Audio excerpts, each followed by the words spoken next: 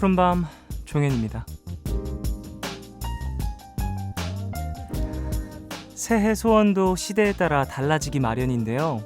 90년대에는요, 가족의 건강이 설문조사에서 1위를 차지했고요. 2000년대에는 경제적 여유가 1위가 됐죠. 그리고 최근에는 꾸준한 일자리와 함께 자유롭게 쓰는 휴가가 1위였다고 하죠.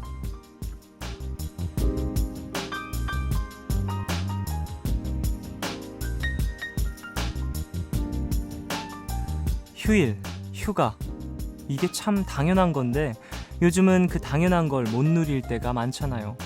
그래서 이렇게 새해 소망으로까지 바뀌었는데요. 여기서 하나 짚고 넘어가야 할 거. 언젠가 세계 10대 부자들을 상대로 설문조사를 한 적이 있었는데요. 가장 바라는 게 뭐냐 이렇게 물어보니까 아무 생각 안 하고 일주일 동안만 푹 쉬다 왔으면 좋겠다 였다고 합니다. 세계적인 부자나 우리나 쉬고 싶은 건 비슷해요. 시간 조금이라도 될 때 잘 쉬고 제대로 놀아요 우리. 1월 10일 오늘과 내일 사이, 여기는 푸른밤입니다.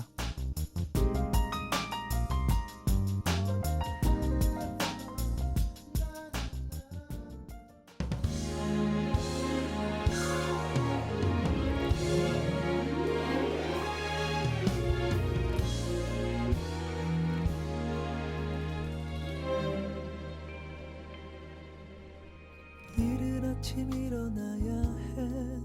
내일 우리들의 이별하는 날. 평소보다 훨씬 좋은 1월 10일 토요일 첫 곡으로 들으신 곡은요, 윤종신의 내일 할 일이었습니다.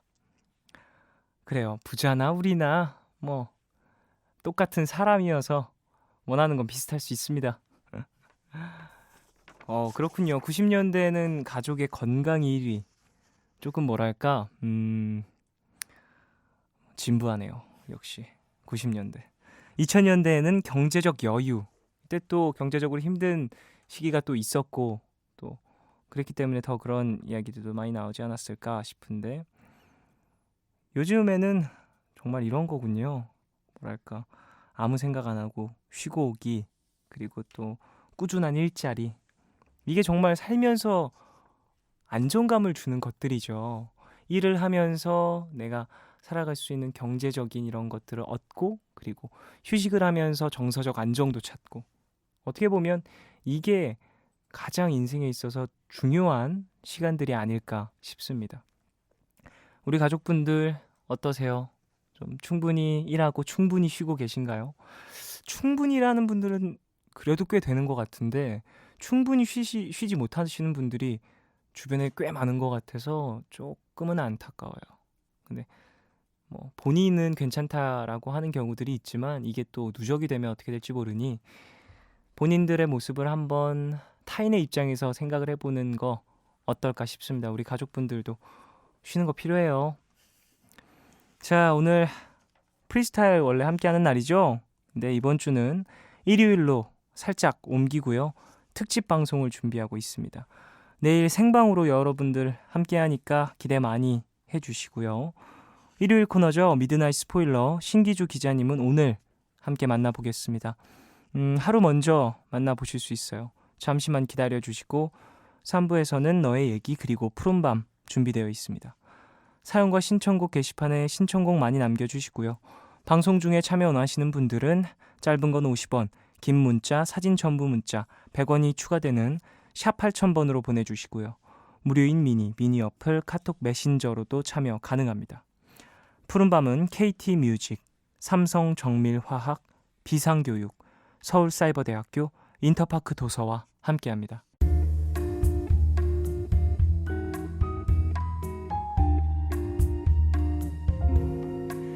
까만 밤 하늘 구름 위에 숨은 별빛은 푸른 밤 나와 함께 하고파. 아름다운 이 기억에 너와 나 조심스레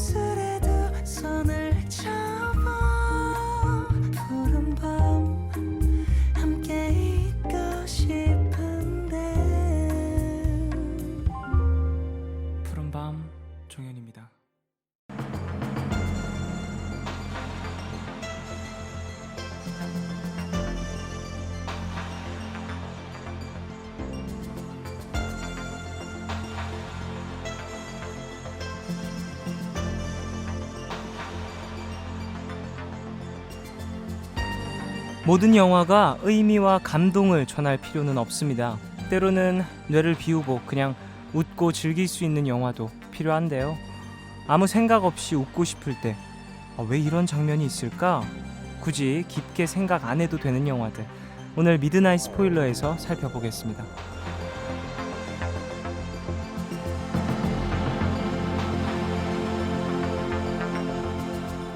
네, 독특한 웃음 코드를 갖고 계신 분이죠. 경영, 경제, 영화 전문 신기주 기자님, 어서 오세요. 왜요? 웃음이 사라지신다고요? 이게 너무 재수없게 들리잖아요. 왜요? 사실은. 독특한 웃음 코드를 갖고 있다. 코드가 있는지 없는지 110볼트여야 되는데 220볼트인 것 같기도 하고. 기자님의 웃음 코드는 네. 예전에도 한번 얘기한 적이 있지만 우리는 항상 기자님과 제가 이렇게 함께 만나서 이야기를 나눌 때는 네. 삐뚤 시각, 뭔가 그대로 있는 그대로를 받아들이지 않고 어떻게든 비밀이 있을 거야, 숨겨져 있는 무언가가 있을 거야 하는 파고내려는 기자 본능인가? 그렇죠. 그걸 기자 이제 정신이다. 한마디로 얘기하면 스마트 앤 스마터라고 할 수 있죠. 그렇군요. 너무 장난치고 재수없어. 아니요, 그게 기자님 매력이니까요. 부하. 재수없는 게요? 아니, 거기까지는 얘기 안 했어요, 제가. 부하. 기자님은 뭐라고 생각하세요? 본인의 웃음 코드. 저의 웃음 코드요. 사실 웃기지 않는 거죠. 음. 사실 오늘 소개해드릴 감독들은요, 웃기지 않은 영화를 만들지 않는다. 예요. 그런 영화를 만드는 감독들. 그러니까 내가 웃기지 않으면, 관객들이 웃지 않으면 그건 가치가 없다고 생각하는 감독들이에요. 반면에 저는 상대방이 웃지 못할 얘기를 하죠. 나만 재밌어. 네. 나만 즐겁나? 나만 즐거워. 이런 느낌. 울상을 짓게 하면 나만 즐거워. 혼자서 그럴 수도 쾌감을 있죠, 뭐. 느끼죠. 자, 그래서 오늘 어떤 영화 소개해 주시죠? 방금 살짝 스포일링 한 것처럼 네. 그 바비 패럴리 형제의 영화인데요. 덤앤더머입니다. 제가 스마트 앤 스마터라고 농담을 했는데 덤앤더머, 그러니까 바보거나 더 바보 같은 애들 얘기죠. 그 덤앤더머는 너무나도 유명한 작품이잖아요. 그렇죠. 그리고 이름도 그 이후에도 참 많이 쓰였고. 제가 가끔 이런 영화 소개해드리는데 다 본 것 같아요. 하지만 안 본 영화들. 유명하지만 네. 정작 뭐였더라? 그렇죠. 상식적으로 나는 이거 본 것 같아. 하지만 사실 94년도 영화예요. 안 봤을 가능성이 높습니다. 맞아요. 이 방송 청취하시는 분들 중에 94년도 이후에 태어나신 분들도 꽤 있으실 거고. 있을 거예요. 그렇죠. 그러다 보니까 제가 이제 94학번인데요. 그러다 보니 사회생활, 이제 그때 태어난 분들이 사회 진출을 하시거나 대학생들을 만나면 깜짝 놀라요. 네. 그런 분들을 대상으로, 그러니까 이 영화라면 안 보신 분들도 있으실 거예요. 이건 마치 뭐랄까, 저희 세대는 배너 같은 영화라고 할 수 있죠. 그럴 수 있겠네요. 그러니까 이제 친절하게 그런 분들을 위해서 이 설명을 좀 해드리자면, 제목에서 이미 내용은 나와 있습니다. 덤앤더머인데 요즘 관객들한테는 짐 캐리라는 배우에 대한 이미지가 각양각색으로 있을 거예요. 심지어는 이제 이터널 선샤인 같은 영화에서 보면 굉장히 진지한 배우 같이 느껴지는, 착각하는 분들도 있으시겠지만 네네. 이 배우 굉장히 싸게 시작했습니다. 그렇죠. 바보 연기로 시작한 엉망진창 코미디 출신 배우예요. 네네네. 그 출세작이 덤앤더머죠. 짐 캐리, 그리고 제프 다니엘스라는 배우도 나옵니다. 제프 다니엘스. 이게 누가 더머인지는 헷갈리는데, 네. 제프 다니엘스 요즘 관객분들한테는 어떤 이미지일 거냐면 뉴스룸에 나오는 그 냉철한 뉴스 앵커의 이미지일 텐데, 네. 여기서 보면 근데 그 사람이 그 사람이에요. 이 정도로 이미지가 확 네. 다른 거죠. 그런데 제가 뉴스룸 얘기 살짝 해드리면요. 그러니까 이 두 사람이 배우 얘기, 그러니까 바보 연기를 하는 게 이 영화의 핵심이에요. 내용은 없어요. 그냥 이 사람들이 온갖 사고를 치고 다닙니다. 주변 사람들을 괴롭히고. 하지만 이 사람들은 전혀 개의치 않아요. 왜냐? 행복해. 남들은 행복하죠. 울지만 본인들은 행복해. 보통 인간이 두뇌 10% 쓴다고 하잖아요. 네. 제가 루시나 이런 영화 소개해드렸죠. 이 사람들 1%도 안 쓴 것 같습니다. 막 하는군요. 막 해. 근데 제프 다니엘스가요. 그러니까 덤앤더머의 배경은요. 그 네브라스카예요. 미국의 네브라스카주는 눈이 많이 오고, 이 영화의 명장면 중에 하나는 여배우와 이 제프 다니엘스가 맡은 더머의 이 인물이 눈싸움을 하다가, 왜 그런 거 있잖아요. 장난을 시작했는데 패싸움이 이루어지는 예. 그 전형적인 장면이 나오거든요. 네. 근데 그 장면이 네브라스카에서 촬영이가 배경인데, 뉴스룸에서도요. 그 제프 다니엘스가 맡은 주인공이 네브라스카 대학을 나온 걸로 그려져요. 아. 네브라스카 출신으로. 그러니까 이게 일종의 약간 장난치는 거죠 지금. 그들 연결고리를 조금 만들어 둔 거네요. 너머에서 스마터로 가는 이 사람도 20년 만에 이렇게 똑똑해질 수 있다. 뭐 인간 승리 드라마 같은 겁니다. 그렇군요. 그러니까 두 배우를 계속해서 어떻게 보면 정말로 계속해서 연기를 할 수 있도록 만들어준 작품이라고 볼 수도 있겠네요. 물론 이 두 배우가 계속해서 노력해서 새로운 이미지를 만들고 또 새로운 캐릭터에서 좋은 연기를 보여줬기 때문에 계속된 걸 수도 있겠지만 그렇죠. 네. 그러니까 사실은 이럴 것 같아요. 더 이상 밑으로 내려갈 수 없을 만큼 바보였기 때문에 더 올라갈 일만 남았던 거죠. 근데 그런 걱정은 있었을 것 같아요. 그러니까 예를 들면 네. 바보 연기를 하잖아요. 그러면 그 이미지가 너무나도 각인이 돼버리면 사실 다른 배역을 맡기가 그리고 맡기기 자체가 힘들어지잖아요. 맞아요. 감독들은. 맞아요. 네. 그게 아주 정확하게 지적하셨는데 기타로 다케시라는 일본 유명 감독이 네, 있죠. 네. 이 감독이 원래 비트 다케시라고 하는 바보는 아니지만 코미디 연기를 해왔던 배우였어요. 네. 그런데 진지한 연기를 하고 싶은 욕망이 있었죠. 이른바 이제 희극 연기가 아니라 전극 연기를 하고 싶었는데 네. 전극 연기를 했더니 관객들이 전극 연기를 했는데도 자기 모습을 보고 웃더라는 거죠. 이게 너무 큰 충격이어서 네. 그다음부터 절치부심 연기와 연출에 노력을 해서 지금 이제 기타노 다케시라는 인물이 비트 다케시라는 이미지보다 훨씬 유명해지고 이제 실존하는 인물이 됐죠. 네. 그러니까 이게 짐 캐리하고 제프 다니엘스도 마찬가지일 거예요. 바닥이었으니까 그다음부터 아주 진지한 역할 또는 끊임없는 연기 변신을 위해서 노력을 했던 거죠. 네. 이 장르 전형적인 미국식 코미디라고 하던데요. 덤앤더머. 맞아요. 네. 슬랩스틱도 좀 많이 나오고. 이걸요 이제 요즘은 많이 안 쓰는데 화장실 유머라는 용어가 많이 유행을 했었어요. 네. 그러니까 말하자면 그 이제 이걸 만든 감독이 이제 바비, 피터 페럴리 형제들인데 네. 이 사람들은요.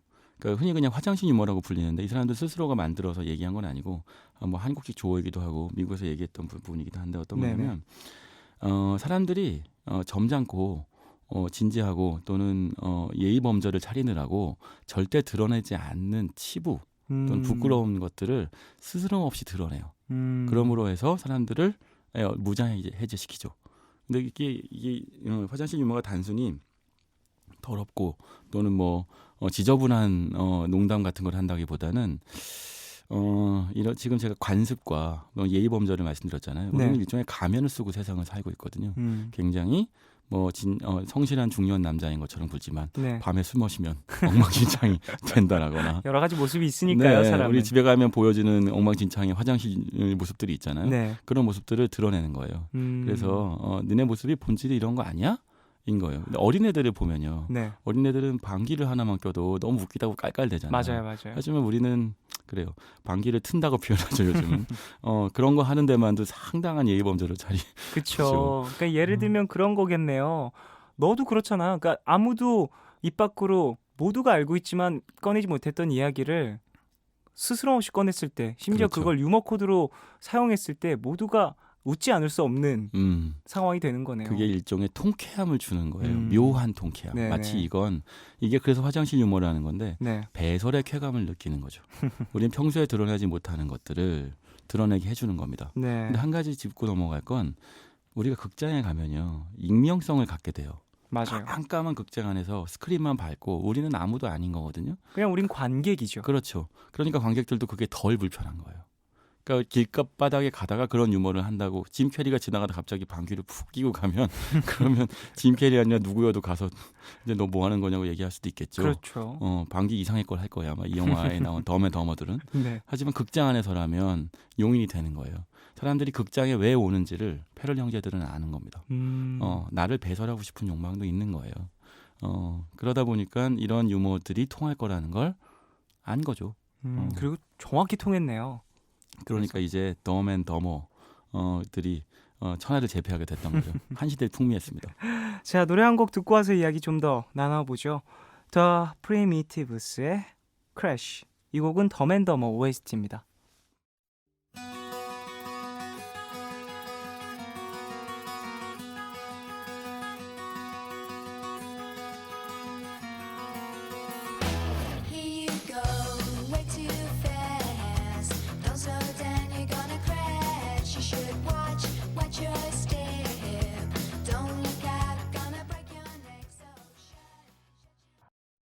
푸른밤 종현입니다. 미드나잇 스포일러 신기주 기자님과 함께 영화 덤앤더머 이야기 나누고 있습니다.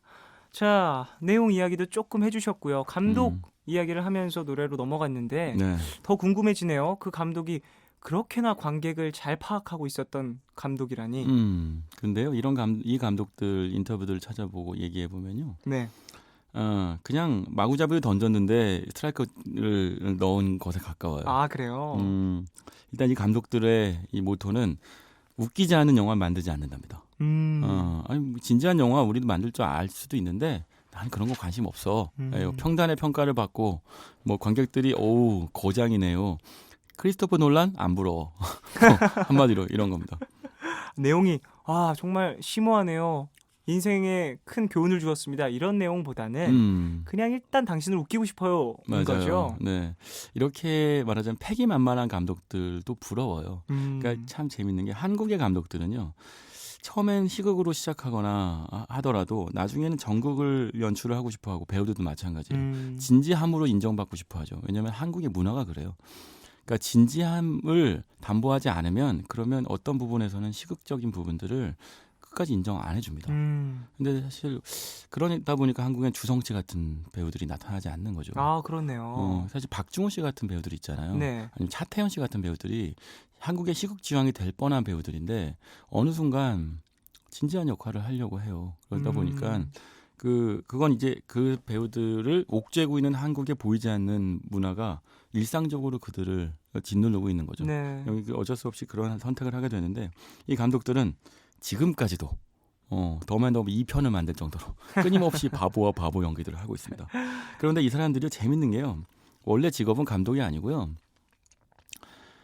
캘리포니아로 비치타워를 만들러 왔었대요. 캘리포니아예요? 네, 그러니까 이 사람들의 사업 계획이 있었다는데 이 사람들이 창조 경제 사업가들이에요. 뭘 하려고 했냐면 봤더니 해변가에서 비치타월들을 이렇게 들고 다니는데 질질 끌고 다니니까 모래에 걸리잖아요. 네. 그러니까 이 사람들이 만든 게 비치타월들을 둥글둥글하게 말 수 있도록 이게 원래 모양 자체를 동그랗게 만든 비치타월을 만들었다는 거예요. 예. 그랬더니 이걸 갖고 사업을 하려고 했으나 당연히 망하죠. 이거 누가 사겠어요. 그래갖고 안 돼서 만든 게 영화라고 합니다. 왜 그게 안 되는데 영화를 만들었지? 연결고리가 전혀 없지만 어쨌건 만들어서 대박이 났죠. 이 사람들은 이게 이제 제가 이 얘기를 하는 게 무슨 얘기냐면 이게 인터뷰들에서 계속 자기가 왜 영화를 만들었냐고 물어보면 이렇게 대답하거든요. 진지한 질문을 해도요, 네. 진지하게 대답하지 않는 사람들이라는 거예요. 그러니까 애초에 좀 장난스러움과 네. 위트가 온몸에 배어있는, 그렇죠. 모든 행동에 배어있는. 내가 왜 영화를 만들었느냐, 일생일대 대작을 만들기 위해서라던가 나 정말 뭔가 치열하게 표현하고 싶어서 이런 거 너무 재미없다는, 인생을 왜 이렇게 치열하게 사냐 이거죠. 비지타월 만들려다가 그냥 영화 만들었어. 이걸로 충분하다는 거고 더 이상 묻지 말라는 거예요. 맞아요. 네. 그런 의미가 있을 수도 있겠네요.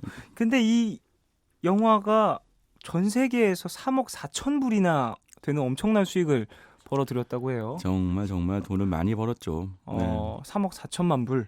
와, 그게 대단하네요. 3억 4천만 불이면 이게 사실 그 제작비가 얼마나 되죠? 1,600만 정도라고. 당시만 해도 사실 짐 있는데. 캐리, 제프 다니엘스 다 무명 배우들이었고요.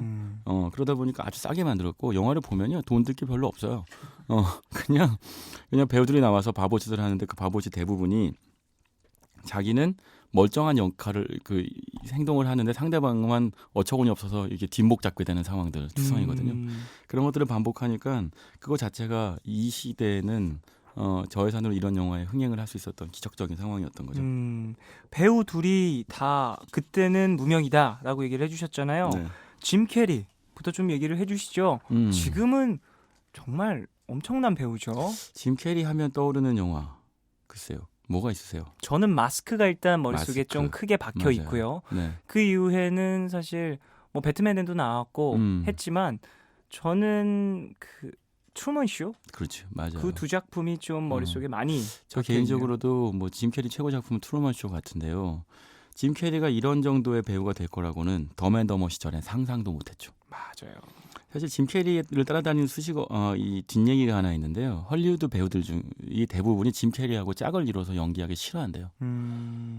왜냐하면 짐 캐리는요, 그러니까 보통 연기는 리액션이어서 그렇죠. 상대방과 호흡을 주고받아야 돼요. 근데 짐 캐리는 혼자서 액션을 세게 해요. 그래서 상대 배우가 묻히는 거죠. 그러니까 어떤 상대 배우도 짐 캐리를 감당을 못 해내는 거예요. 그 잡아먹히는 거군요. 쉽게 얘기하면 브라운- 신킬러입니다. 브라운군 네, 안에서 맞아요. 딱 네. 붙었을 때 내가 그 사람의 리액션 혹은 연기의 스타일을 이겨낼 수 없는 맞아요. 거네요. 네, 네. 사실 짐 캐리한테는 이게 장점이자 단점인데 그런 식의 말하자면 정말 모든 씬 스틸러라고 표현하는 거죠. 그런 그 장점을 보여줬던 영화가 덤앤더머였던 거예요. 그리고 사실 특이한 거는 덤앤더머에서 제프 다니엘스가 곧잘 이 짐 캐리를 받아냅니다. 오. 심지어 더머 역할까지 하죠. 무서운 심지어- 배우예요. 심지어 받아내다니 엄청난 배우네요. 엄청난 짐 배우예요. 캐리를 감당해? 알고 보면. 그 에이스 벤츄라, 마스크, 덤앤더머 이런 걸로 사실은 자기의 연기 세계를 완벽하게 구축했죠. 짐 네. 캐리는. 그러니까 그러고 나서 어떤 배우도 짐 캐리식의 연기를 흉내낼 수 없으니까 그냥 기피했던 거예요. 그래서 사실 한동안은 좀 침체기에 빠집니다. 그러니까 연기라는 게 혼자 할 수 있는 게 아니라 앙상블로 호흡을 맞추면 서로 성장해야 되는데 맞아요. 자꾸 자기 스스로를 소진시키는 거예요.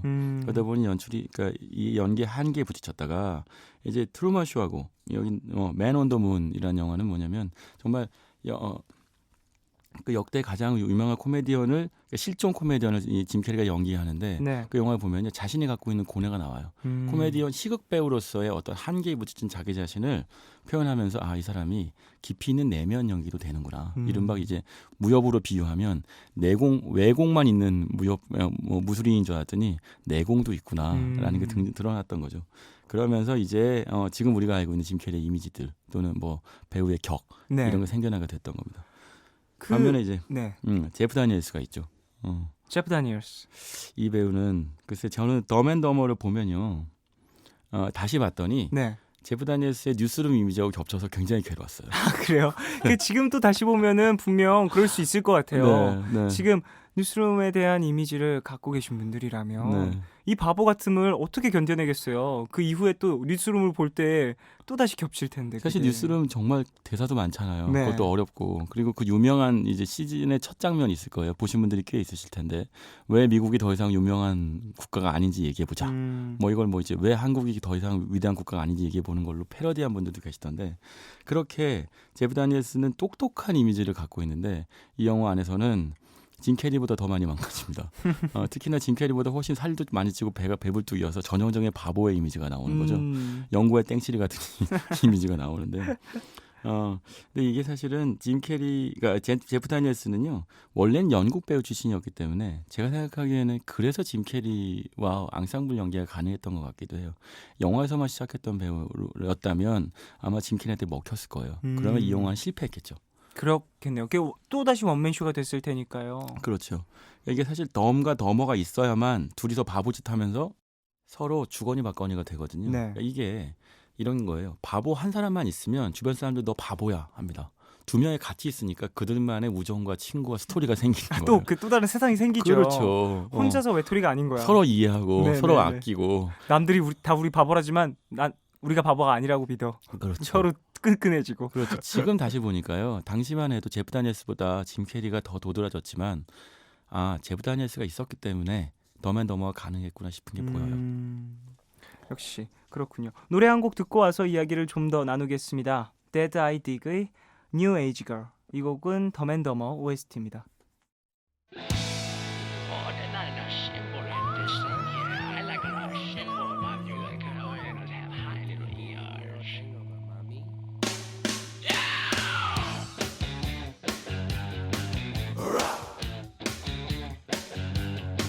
I've got a new age girl. Tell us what she's like. Got a mental NBC FM for you. 노래 듣고 오셨습니다. 푸른밤 종현입니다. 미드나잇 스포일러 신기주 기자님과 함께하고 있죠. 영화 덤앤더머 이야기 나누고 있습니다. 자, 1편 이야기 앞서서 해봤고요. 이제 2편 이야기로 넘어가 볼까요? 네, 참 20년 만이에요. 2편이 나왔습니다. 대단한데요. 잊지도 않고 또 왔네. 20년이면은 이건 사실 엄청난 결심이 필요할 것 같은데. 그렇죠. 이 정도 선택이면. 네. 근데 패럴리 형제라면 충분히 가능한 얘기죠. 그러니까 이게 이 영화 안에서의 설정을 그대로 딱 20년이 흘러간 이후의 시간으로 흘러가는데 그건 무슨 얘기냐면 이 사람들한테 덤앤더머가 특별한 영화라는 뜻이기도 하고요. 그리고 나이 든 모습으로 나와도 여전히 바보인 모습들을 갖고 네. 우리한테 던져주고 싶은 메시지도 있는 것이고 그런 것들이 많이 읽힙니다.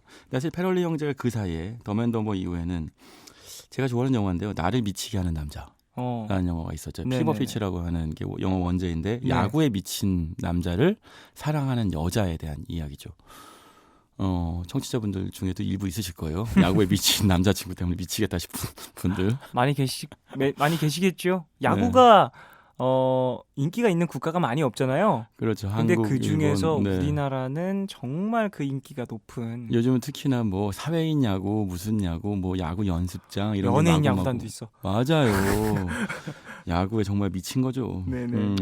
그만큼 또 매력 있는 스포츠니까요. 아니 공 던지고 받는 게 뭐가 매력이냐? 네. 아니 왜요? 그 가장 그 뭐랄까 품위 있는 운동이라던데 뭐라고 해야 되지? 옷 다 갖춰 입은 모자랑 장갑이랑 뭐 신체 접촉도 벨트랑. 없어요. 네. 그러게 말이에요. 자 어쨌든 그런 영화 찍었고요. 네. 또 우리가 잘 알고 있죠. 메리에게 무언가 특별한 것이 있다. 음흠. 정말 제가 차마 방송이라서 얘기할 수 없지만 그 유명한 장면 있죠. 뭐죠? 머리를 세우는 카메론 디아즈가 예. 장면이 있죠. 예, 네, 있죠, 그런 있죠. 장면들 검색해 보세요, 여러분. 네, 그런 게 있습니다. 추천드립니다. 네, 삐리리 하는 장면 있는데 그런 거를 만들다가 이제 어쩌면 고향으로 돌아가고 싶었던 거예요. 그래서 더맨더머 2를 만듭니다. 2014년도에 네, 만들게 되는 거죠. 그러면서 이게 영화 안에서 정확하게 20년이 흘렀어요. 영화 1, 2편을 같이 보면 정말 아련한데 영화 안에서 1편에서 그 어린 소년으로 나오는 배우가 그러니까 이 역할이었던 인물이 이제는 아저씨가 되어서 나와요. 그런데 이제 그 1편에서는 눈이 먼 이제 휠체어 탄 이 소년인데 비둘기 같은 새들을 키웁니다. 네네. 근데 그 새들을 키우는 그 소년이 그대로 그 자리에 살고 있어요. 그리고 그 예전에 그 배경 그대로 집들도 그대로 살고 있고, 근데 다만 시간이 20년이 지났는데 설정은 좀 웃겨요. 그러니까 짐 캐리가 이 안에서는 자기가 20년 동안 아픈 연기를 하려고 하는 거예요. 네. 웃기기 위해서. 아팠던. 그래서 이제 말하자면 뇌 수술을 받고 정말 전신이 마비되어서 식물인간 상태에 빠진 상태의 연기를 20년 동안 했다. 그러고 나옵니다. 대단한데요? 천재인데요? 연기 천재? 단 한 번 웃기기 위해서. 아 정말요? 네. 내가 이렇게 짜잔 20년 동안 연기했지롱이라는 맞아요. 이 한순간을 위해서. 그렇죠. 그랬더니 더 웃긴 건 그거를 보던 제프 다니엘스가 처음에는 어처구니 없어 하다가 그래 그거 한 번을 위해서라면 이 정도쯤은 할 수 있지 라고 이해해 줍니다. 받아줘요. 네. 역시 더맨더머네요. 진짜. 그리고 한마디 해요. 10년 정도만 연기하면 어땠을까? 라고 얘기하면 짐 캐리가 딱 한마디 하죠. 10년만 하면 좀 덜 웃기지 않았겠어? 맞아 그랬을 것 같아. 정말 이 감독들의 의도가 네. 여기서도 또 보이는 것 같아요. 그렇죠. 그렇게 네. 무겁고 진중하지 않아도 돼. 이런 이야기를 툭툭 던져주는. 그리고 예를 들면 이런 게 있어요. 제가 보면 페럴리 형제의 극단에는 크리스토퍼 놀란 같은 감독이 있을 것 같은데 현실이 아니면 찍지 않죠. 우리 한번 얘기했지만 이제 인터스텔라에서 옥수수 밭을 위해서 1년 넘게 옥수수를 키웠다라고 하는 누가 더 더먼지 모르겠어. 크리스토퍼 놀란이 더 더머죠 사실은. 그러니까 인셉션 찍을 때도 정말 다 죽을 뻔했대요. 그 세트 지어갖고 돌리고 빙빙 돌리고. 이런 바보 같은 그냥 CG로 찍으면 되잖아. 조셉 고든 레빗이 얼마나 감독 욕을 했겠어. 벽 타면서 벽 걸어가면서. 맞습니다. 네. 그런데 그런 극단에 있는 감독들을 보면 그 감독 보면 이런 거예요. 모든 거에 개연성과 논리를 맞추기 위해서 심지어 이 인물의 과거까지 다 그려놓고 네. 개연성 있게 이야기 추론해야 되잖아요. 하지만 이 사람들은 그냥 20년 후에 2편 만들려면 그냥 바보니까 20년 동안 바보 연기했어 라고 하고 시작하면 더 이상 필요한 설명이 없죠. 네. 얼마나 세상 쉽게 사는 건지 우리도 이렇게 살아야 되는 거죠. 세상을 가장 쉽게 사는 방법은 바보로 사는 거라는 얘기 있잖아요. 느껴져요 이렇게. 이 영화에서도 자연스럽게 표현을 해주고 있고요. 이 2에서는 1편처럼 몸개그는 당연하고 더러움과 민망함 이런 것도 수시로 나오고 마약, 미혼, 장기 밀매 이런 미국 내 사회 문제들을 풍자하는 개그들도 꽤 나온다고 하던데요. 맞습니다. 그러니까 보면 화장실 유머이긴 한데요. 그 화장실 유머가 보여주고 있는 건 세상이 온통 다 화장실이라는 거예요. 그거 보여주고 싶은 거죠. 그러니까 우리가 살고 있는 세상이 겉으로는 굉장히 예의 바르고 질서정연하며 법대로 움직이며 사람들이 서로를 사랑하고 서로 용기와 지혜만 있으면 세상이 다 아름답게 굴러가는 것처럼 가면을 쓰고 있다. 보여주려고 애를 쓰죠, 누군가는. 네. 하지만 세상은 그렇지 않은데 그런 것들을 보여주는 가장 효과적인 방법은 이렇게 화장실 유머, 바보 같은 연기 또는 통쾌한 배설을 통해서 그냥 적나라하게 드러내는 거예요. 그거를 논리적으로 세상은 이렇게 더럽고 꼬여있지 않아라고 설명하면 사람들은 오히려 그걸 외면하죠. 그렇죠. 보기 힘드니까. 아니야. 영화관에 가서까지도 이런 거 봐야 돼? 라는 얘기들을 합니다. 맞아요. 지나치게 현실적이라면. 하지만 패럴리 형제는 그거 보고 싶게 만들어요. 웃기니까. 네. 하지만 보고 있으면 그게 현실인 거예요. 또 그냥 웃으면서 왠지 씁쓸해지는 그런 느낌이 쓰는 숨, 그렇죠. 웃픈 느낌. 마약 같은 경우도 이런 거예요. 그 제프 다니엘스가 이제 짐 캐리가 없는 사이에 같이 룸메이트가 있었어야 될 거 아니에요. 20년 네. 동안. 그 같이 룸메이트 만든 사람이 그 제프 다니엘스는 그 사람이 뭘 만드는지 모르는데 제가 만든 거 먹으면 머리가 아프고 피곤해. 마약인 거예요. 본인은 모르는 거군요. 본인은 몰라요, 뭔지. 모르고. 그리고 이상하게 온 동네 사람들이 다 와서 사간다? 그게 뭔지 모르겠는데.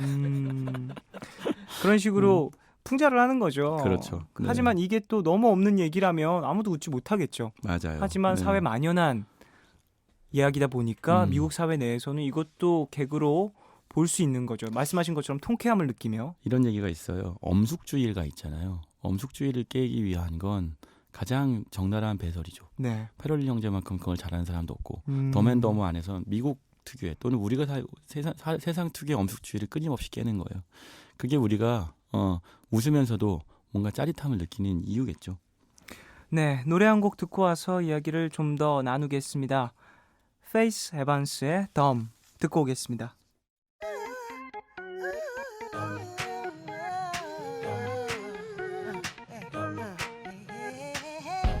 Now, baby, I was wrapped up in your love. So crazy for you, couldn't get enough. My guard was down and there was no defense. 미드나잇 스포일러 신기주 기자님과 함께 영화 덤앤더머 이야기 나누고 있습니다. 자, 이 2에 대해 이야기를 나누고 있는데요. 기록이 대단하던데요.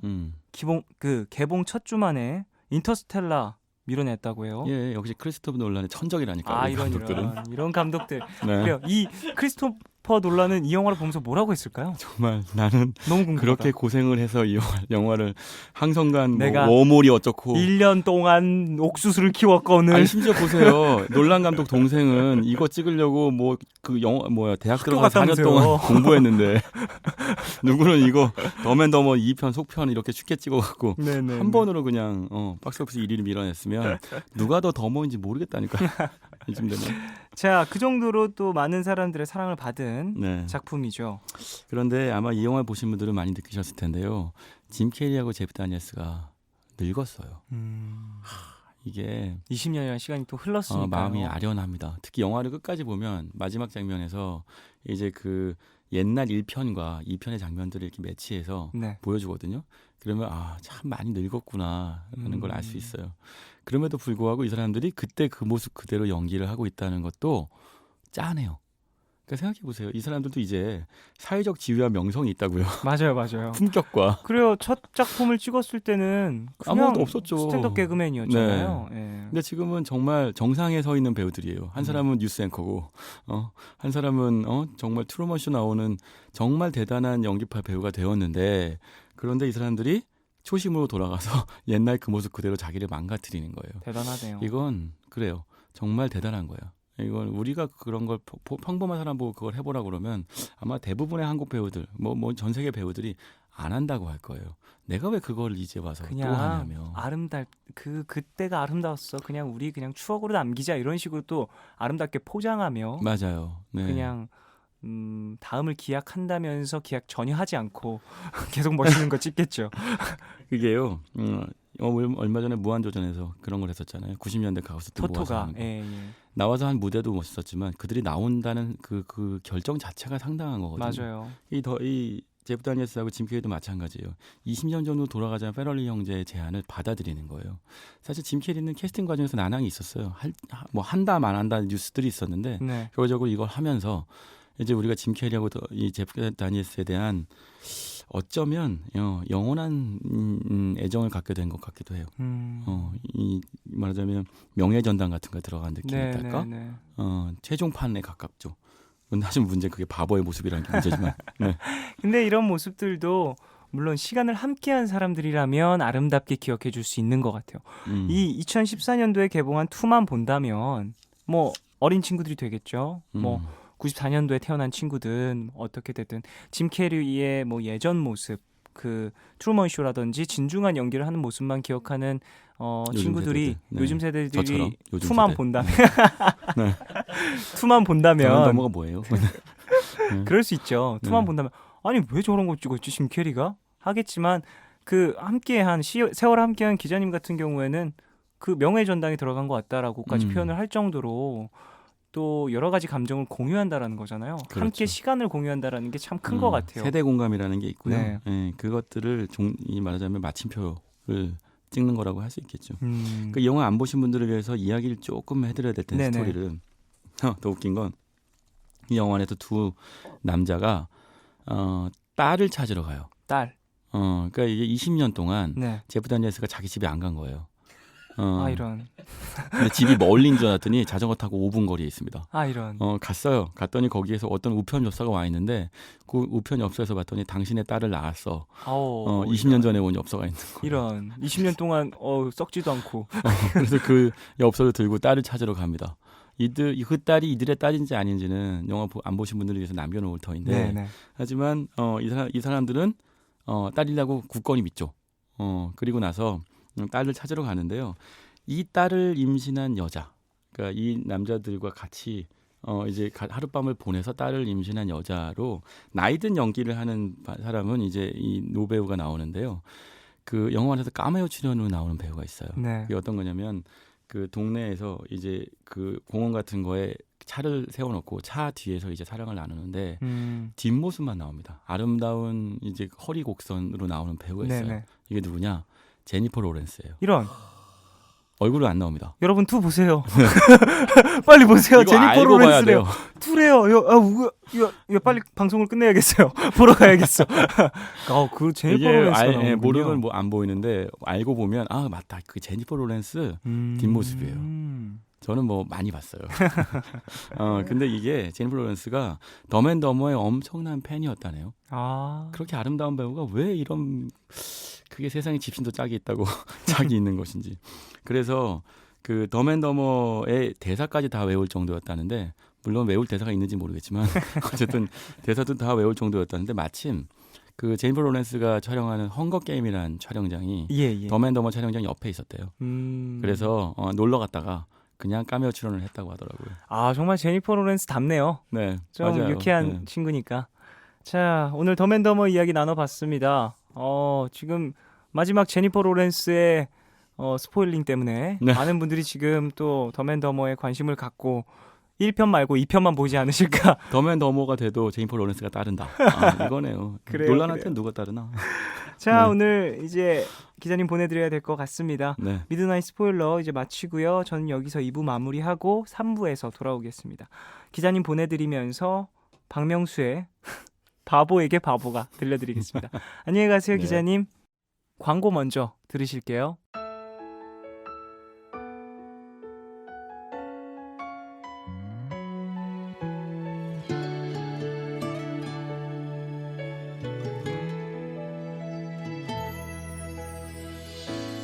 너무 걱정하지는 마. 오늘과 내일의 애매함 그 경계선 사이 시작과 끝이 만난 시간 작별과 만남의 인사 안녕 또 다른 안녕 매일 하지 널 보면 난 푸른 밤을 상상하네 널 보면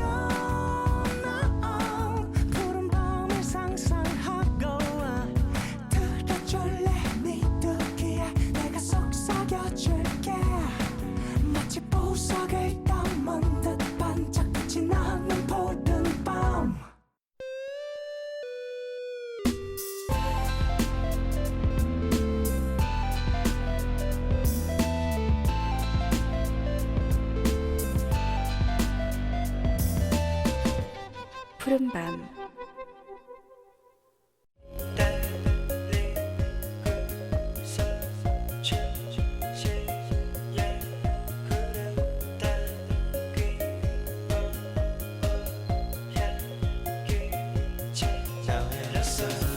맛있는 음식은 함께 먹을 때 더 맛있고 재밌는 영화는 함께 볼 때 더 즐겁죠. 함께 나눌 때 더 따뜻해지는 여러분의 이야기 들려주세요. 너의 얘기 그리고 푸른밤.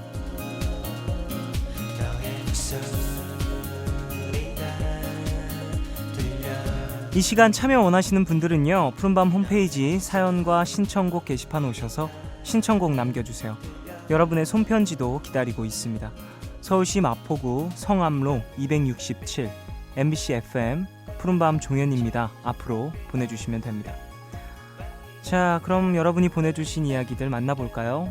최혜인님, 1월 23일에 시험을 앞두고 있어요.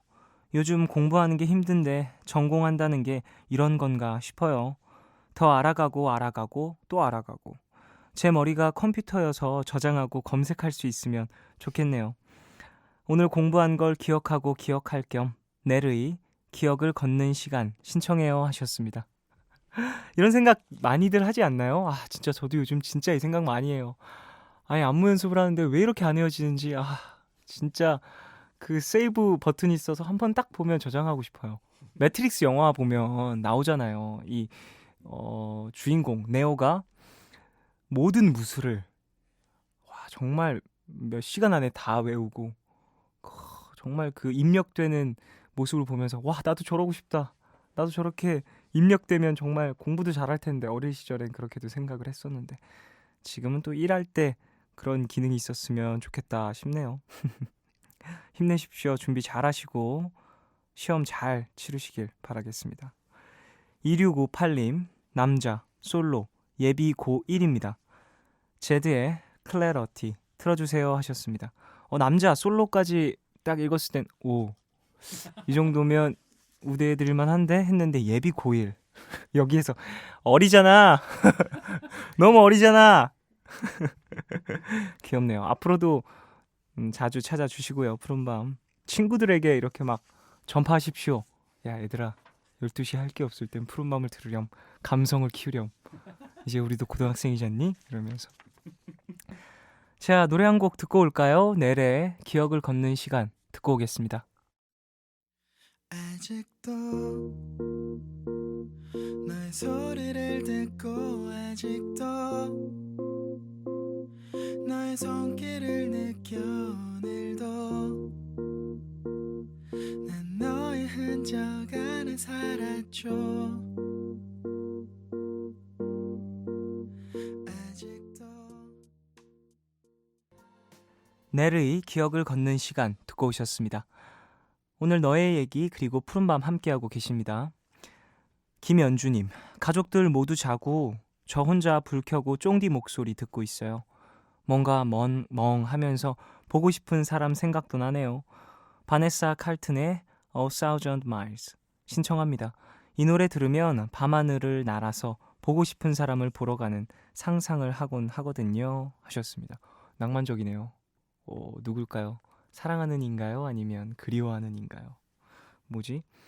그 음악을 들으면서 이런 구체적인 상상을 하는 게 너무 멋있어요, 저는. 그러니까 각자 음악마다 품고 있는 이야기가 다르고 감성이 다르지만 이런 밤하늘을 날아서 보고 싶은 사람을 보러 가는 상상은 곡에서 제시해주는 감성이 아니잖아요. 그러니까 듣는 사람이 또 다르게 한번 해석을 하는 이런 것들, 이거는 가수의 입장에서도 너무 고마운 것 아닌가라는 생각을 해봅니다. 그러니까 음악이라는 건 역시 여러 번 또 불리우고 재해석되면서 더욱더 생명력을 갖게 되는 것처럼 이런 해석들도 필요한 거겠죠. 7003님, 라디오 사연 이렇게 보내는 거 맞나요? 생전 처음인데 수능 치른 고3인데 아직 대학 발표가 안 났어요. 좋은 결과 있으라고 응원해주세요. 마룬5의 She Will Be Loved 신청합니다 하셨습니다. 이렇게 보내는 거 맞고요. 너무 잘 왔네요. 완벽히 도착했습니다. 소개도 해드렸고. 그래요, 고3이군요. 지금은 이제 나이는 고3이 아니고 지났겠죠? 해가 지났으니까 너무너무 수고했고요. 어서 결과 나서 본인이 원하는 결과 있길 바라겠습니다. 김효진님, 중국에서 어학연수 중인데요. 무말랭이를 맨입에 먹고 있는데 왜 이렇게 맛있죠? 외국 나와 있으니까 집밥이 진짜 먹고 싶어요. 김범수의 집밥 틀어주세요 하셨습니다. 무말랭이가 이 그 빨간 무말랭이 말씀하시는 거 맞겠죠? 저도 가끔 되게 좋아하는데 이 충무김밥하고 같이 먹으면 되게 맛있는 거 아닌가요? 맨입에 먹고 있는데 그게 좀 짜지 않을까 싶은데 그 흰쌀밥이라도 좀 드세요. 밤에 먹으면 맛없던 것도 맛있고 그럴 수 있어요. 뭐 타지에서 공부하고 계시는 것 같은데 중국어 어학연수 잘 하고 건강히 돌아오시기 바라겠습니다. 0721님, 조금 늦은 감이 있지만 오늘 2014년에 있었던 추억이 담긴 사진들을 인화해서 앨범에 정리했는데요. 돌아가고 싶을 만큼 아름다운 추억이 생각보다 많아서 마음이 따뜻해졌네요. 패닉의 내 낡은 서랍 속의 바다 신청합니다 하셨습니다. 안 늦었어요. 아직 1월달인데 뭐 1월달 다 가도 사실 늦지 않다고 생각해요. 저는 이런 것 인화하는 것 자체는 사실 2014년도를 추억하고 막 그래요. 그때 재밌었고 즐거웠지 이렇게 차곡차곡 쌓아두는 거잖아요. 이게 또 언제가 되든 본인에게 있어서 뜻깊은 일들은 추억하는 건 너무 좋죠. 그래요. 따뜻하게 앨범 자주 열어보시고요. 신청곡 틀어드리겠습니다. 김범수의 집밥, 이 곡은 김효진님 신청곡이었고요. 0721님이 신청하신 패닉의 내 낡은 서랍 속의 바다 두 곡 듣고 오겠습니다. 집밥 기다려지지 않는 퇴근길 길거리엔 온통 어색한 멜로디 시간을 빠르게 걸어가 내린 비 뒤에 맑은 나를 기다리고 있는 Let it be 전화통화가 뜸한 90폰을 잡은 아버지는 아무것도 모르고 믿고 계셔 어린 아들 눈물 유난히 무겁게 흐르는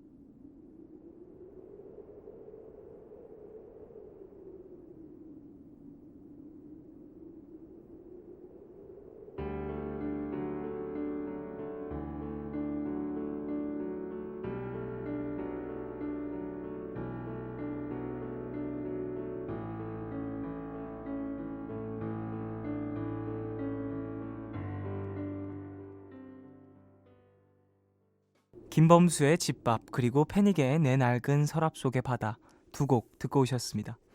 너의 얘기 그리고 푸른밤 이어가겠습니다. 5427님, 쫑디 부모님이 저 혼자 해외여행 가는 걸 반대하시네요.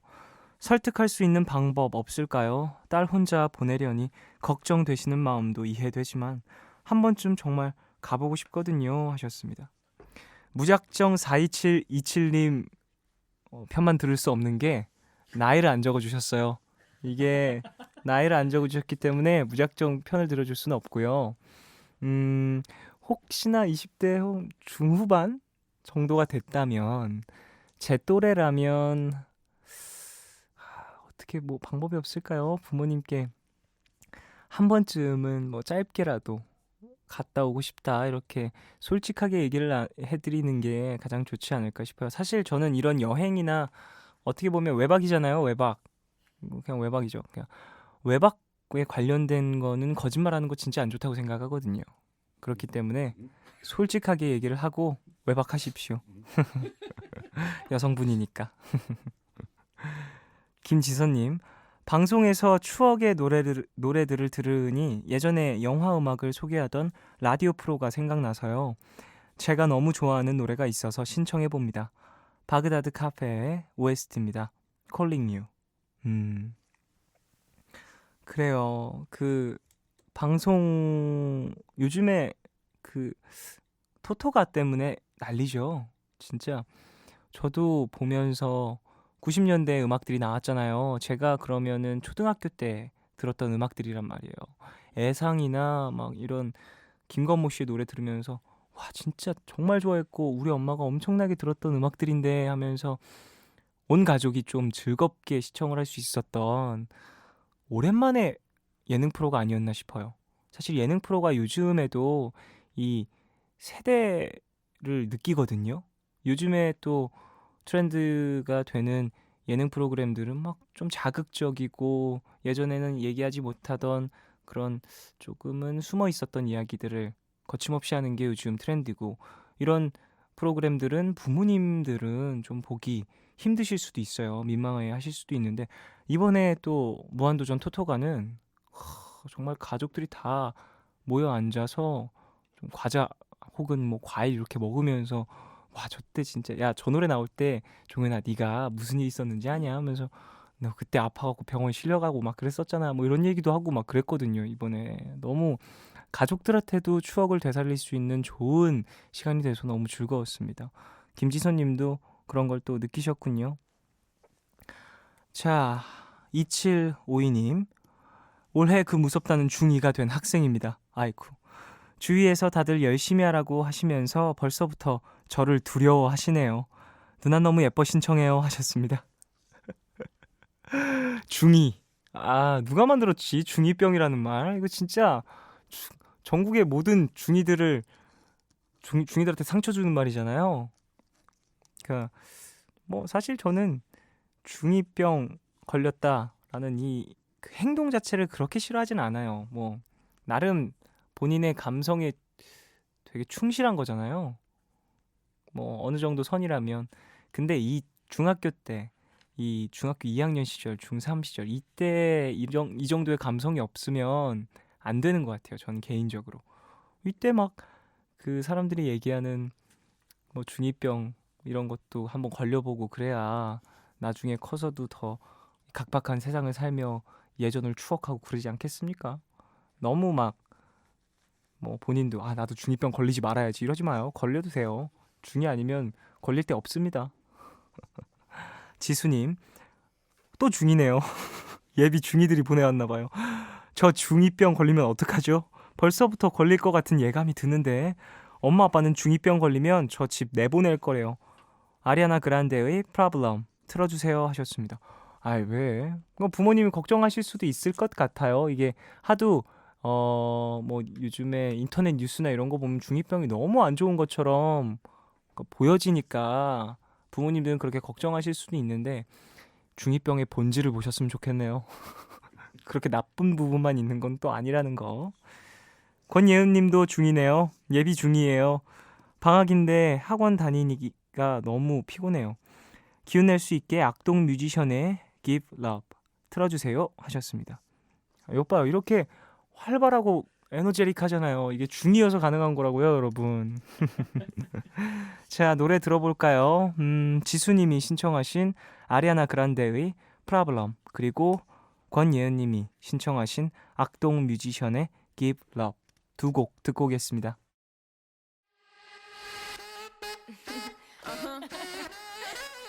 Ziggy X. I got one more problem with you, girl. Hey. Hey baby, even though I hate you, I wanna love you, I want you. And even though I can't forget you, I really want to, I want you. Tell me, baby, why can't you leave me? Why, baby? 뭐가 문제야, baby?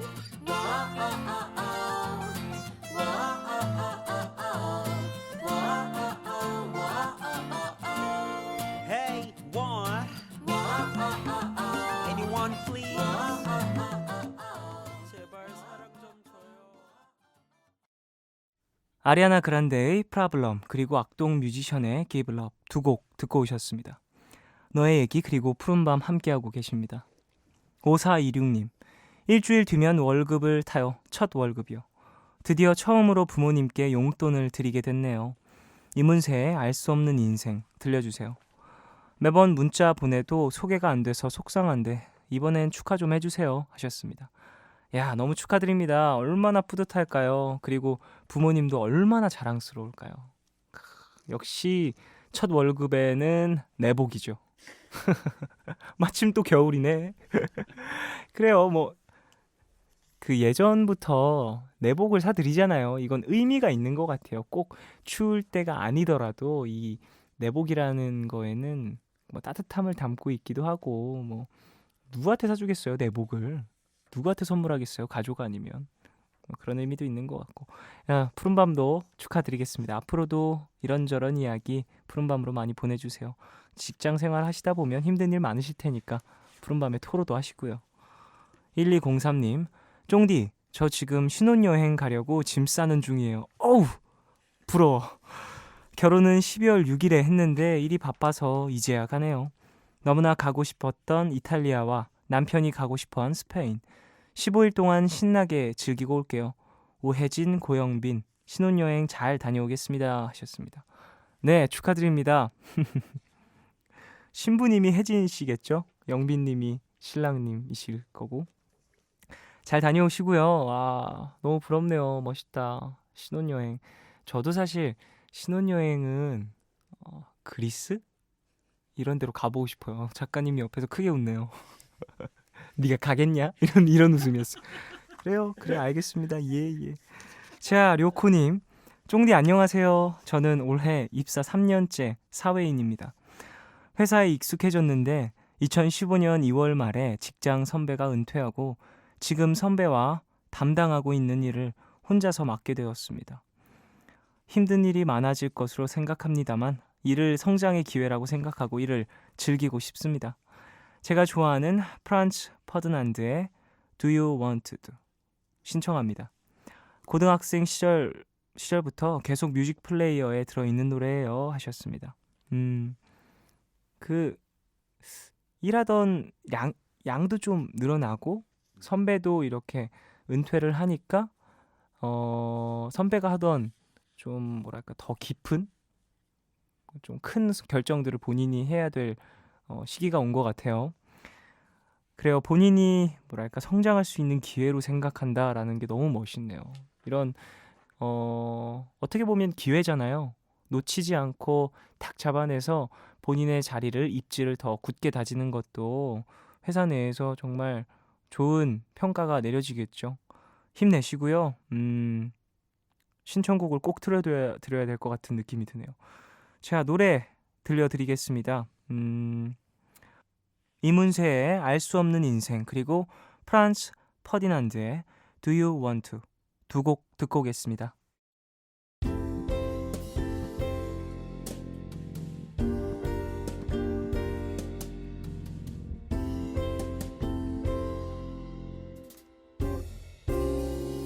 언제쯤 사랑을 다 할까요? 언제쯤 세상을 다 할까요? 얼마나 살아봐야 할까요? 정말 그런 날이 올까요? 시간을 되돌릴 순 없나요?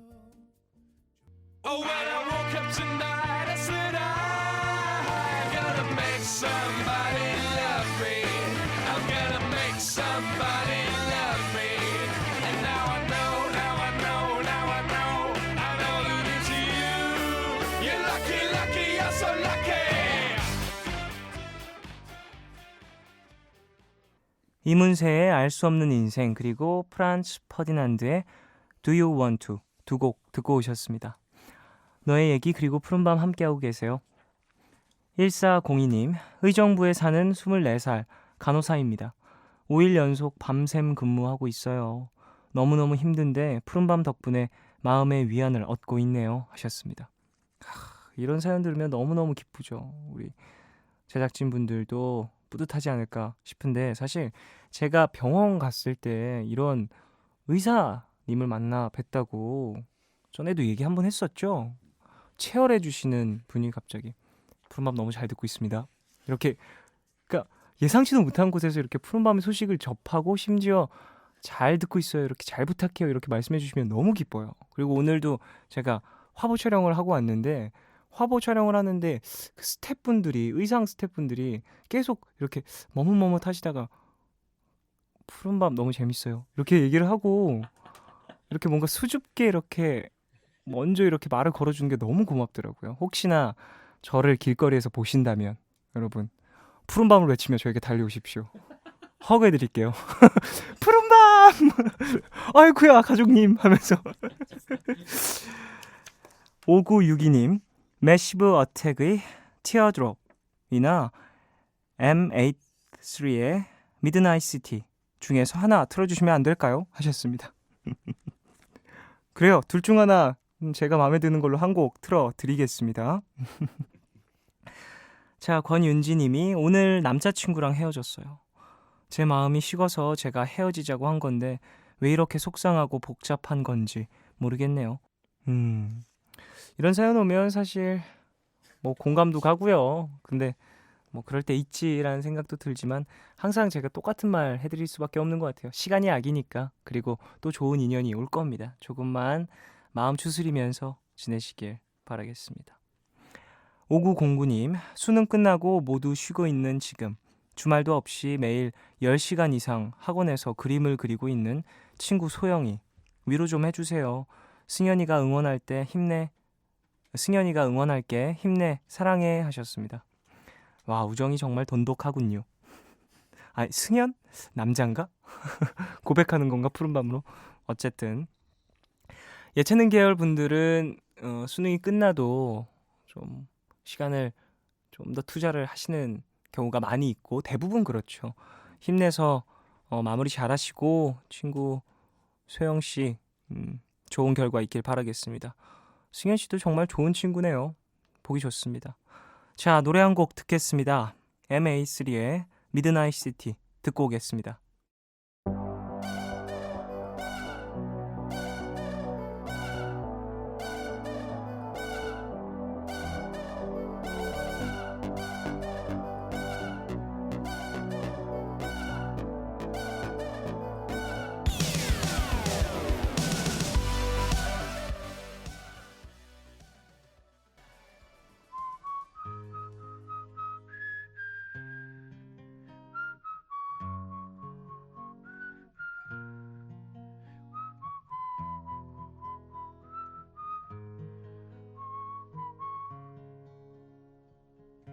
오늘 방백.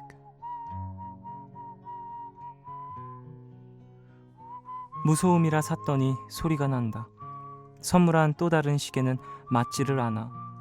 내가 무엇을 잘못했는지 내게 고장난 시계를 2개나 보냈네. 버리지 못했어. 이미 너무 늦었어.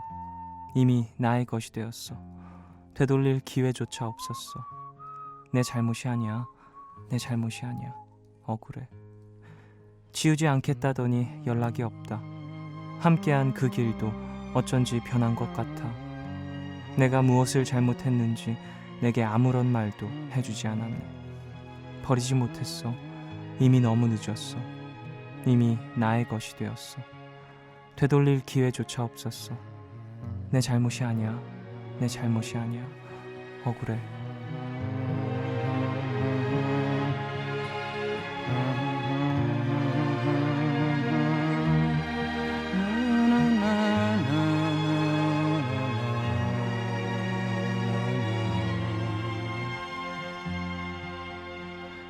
한희정의 무소음이라는 노래 가사입니다.